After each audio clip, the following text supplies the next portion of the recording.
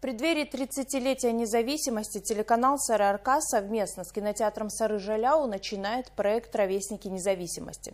Герой рубрики Данил Полянский, 29-летний шахтер, совмещает нелегкую работу под землей с профессиональным спортом. Сейчас он готовится завоевать путевку на Олимпийские игры в Токио. Наш корреспондент Динмухамед Амангазоулы спустился в шахту и побеседовал с необычным горняком. По-настоящему уникальный человек Данил Полянский вот уже 5 лет совмещает изнурительные будни, работая на шахте, и профессиональные тренировки перед большими соревнованиями. Легкой атлетикой спортсмен из Шахтинска занимается 14 лет. Испытывал себя Полянский в разных дисциплинах. Это бег, прыжки, плавание и даже разные единоборства. Но душа горняка легла на прыжки с шестом. Этим он занимается 9 лет. Безусловно, работа горняка, она требует достаточно много сил, внимания, но я стараюсь находить время, чтобы отдохнуть. После отдыха сразу же, незамедлительно еду на тренировку. Главная цель горняка – это попасть на Олимпийские игры и выполнить поставленный норматив. Несмотря на то, что спортом легкоатлет начал заниматься раньше, в первую очередь он шахтер, говорит Полянский. К легкой атлетике он относится как к хобби. Тем не менее, спортивных достижений шахтера тоже в достатке. Кроме того, что он член национальной сборной Казахстана по прыжкам с шестом, он многократный чемпион Казахстана, победитель международного турнира на призы олимпийской чемпионки Ольги Рыбаковой. По словам тренера, совмещать две нелегкие профессии сложно.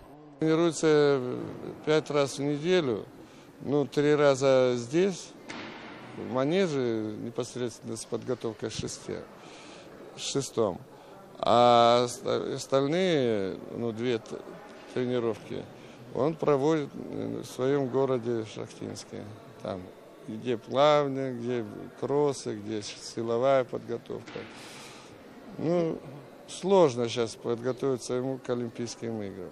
Профессиональный спортсмен следит за работой легких шахты, то есть в первую очередь отвечает за вентиляцию и чистоту воздуха. Сейчас горняк, глава молодой семьи, воспитывает 2 детей.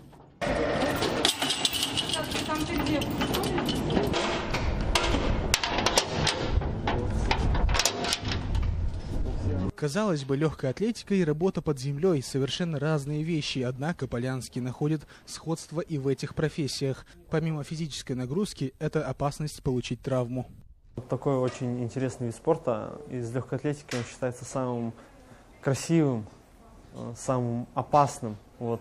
И, соответственно, и шахта тоже опасное предприятие. Уроженец Карагандинской области, член шахтерской династии. Дедушка Полянского работал на шахте Ленина.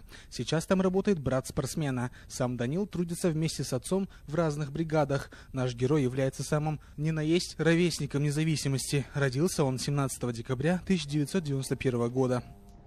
В этом году у нас будет проходить праздник 30 лет независимости Казахстана. Я принимаю участие в международных различных соревнованиях, отстаиваю честь страны, поднимаю свой родной флаг, очень горжусь своей страной, буду всегда ее продвигать по мере своей возможности. Сейчас горняк готовится к большим соревнованиям за лицензию, которые пройдут в середине лета в южной столице. Рубрика «Ровесники независимости» на этом не закончена. Мы будем продолжать рассказывать о ярких, талантливых и успешных людях нашего региона, родившихся 30 лет назад. Динмухамед Амангазоулы, Ернур Жумарт, Роман Копылов, телеканал СРРК.